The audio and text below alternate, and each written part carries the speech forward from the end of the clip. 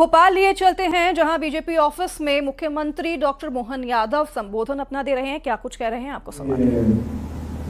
मोदी जी के लिए धन्यवाद पैदा करूंगा, जिनके कारण से लगातार उन्होंने शहडोल में एक के बाद एक लगातार इस चीज का सिलसिला कायम किया। 15 नवंबर के आयोजन को स्थापित करने के लिए, यद्यपि हमारे उस पवित्र भाव के आधार पर जब हम बात करने जाते हैं तो कई सारे लोग पता नहीं कितने राजनीतिक व्यवधान खड़े करते हैं नादानी के कारण।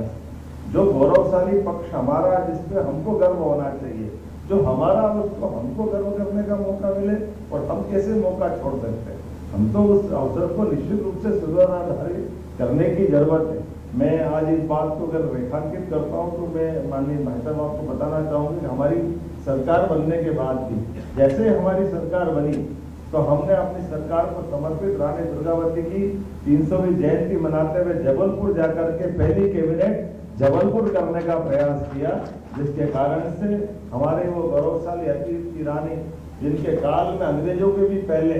जिनसे हमको लड़ना पड़ा,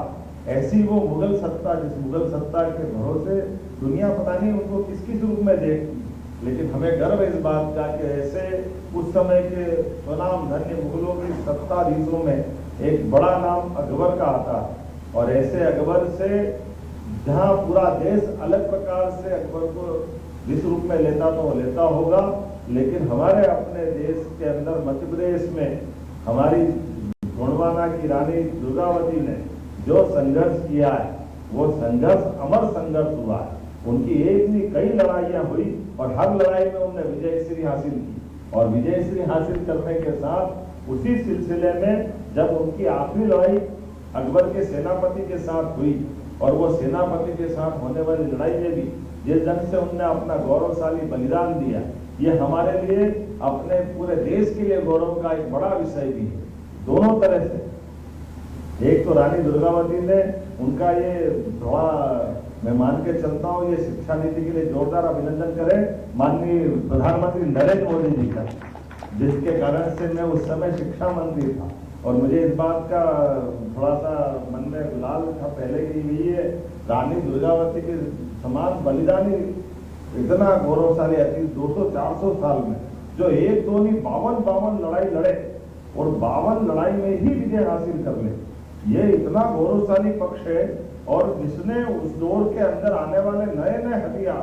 हर हथियार से निपटने का, हर हथियार से तरीके से निपटने का, लड़ने का जो मादा रानी दुर्गावती के पास, और उससे बढ़कर भी जो आखिरी लड़ाई उनकी रही है, जब पहली बार तोप का प्रयोग हुआ और तोप के प्रयोग से हाथियों के अंदर जो घबराहट होती है, हाथी के कारण से सेना की जो कठिनाई बढ़ती है, और ऐसे समय में भी, और एक हमारा परंपरा थी कि सूर्यास्त के बाद युद्ध नहीं होना चाहिए। रानी दुर्गावती ने जो अपने उस सेना के सेना अधिकारियों को दिया गया निर्देश आज भी सेना के लिए